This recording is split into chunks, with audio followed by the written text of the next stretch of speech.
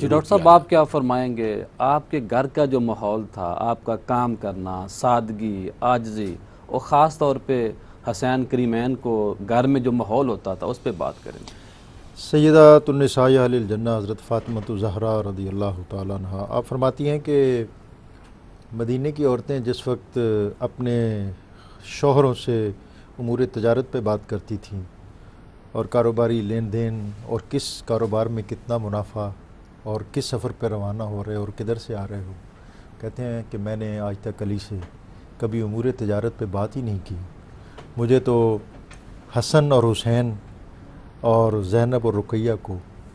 علوم نبوت اور علوم قرآن ٹرانسفر کرنے سے فرصت ہی نہیں ملتی تھی۔ تو بنیادی طور پر یہ جو گھرانہ ہے جس میں قرآن اتر رہا ہے اور قرآن آگے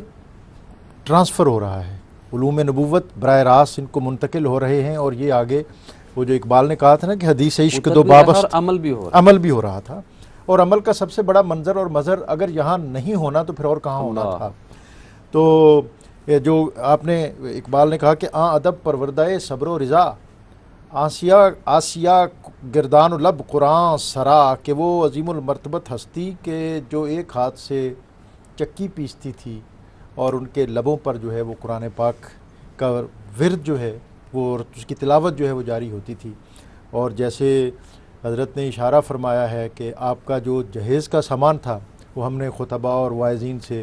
بڑے خوش کن لہجے میں حفیظ جلندری کو شعر سنے ہوئے ہیں کہ وہ زہرا جس کے گھر تسنیم و کوثر کی تھی ارزانی، ملی تھی مشک ان کو تاکہ خود لایا کرے پانی، چلی تھی باپ کے گھر سے نبی کی لاڈلی، پہنے حیا کی چادریں عفت کا جامہ صبر کے گہنے۔ تو یہ گھرانہ جو ہے یہ بنیادی طور پر تسلیم و رضا کا گھرانہ ہے۔ اس سے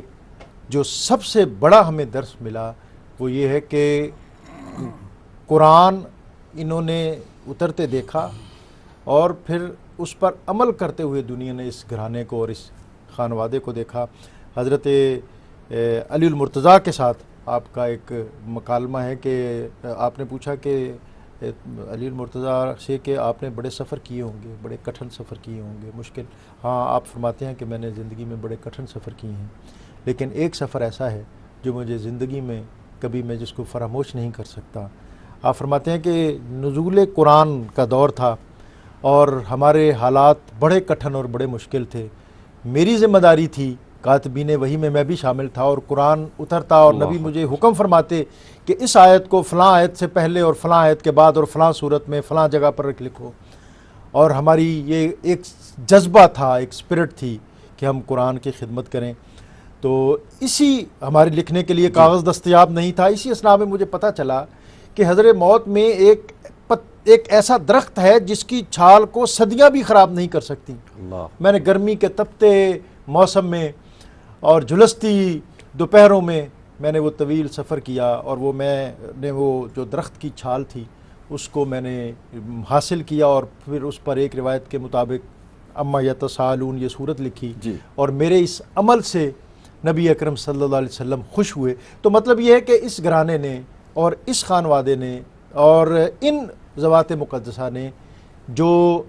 عظیم کارنامے سر انجام دیے، اس میں قرآن کی حفاظت اور علوم کی حفاظت اور دین کی حفاظت اور پھر اس کو آئندہ نسلوں تک پہنچانے کا اہتمام۔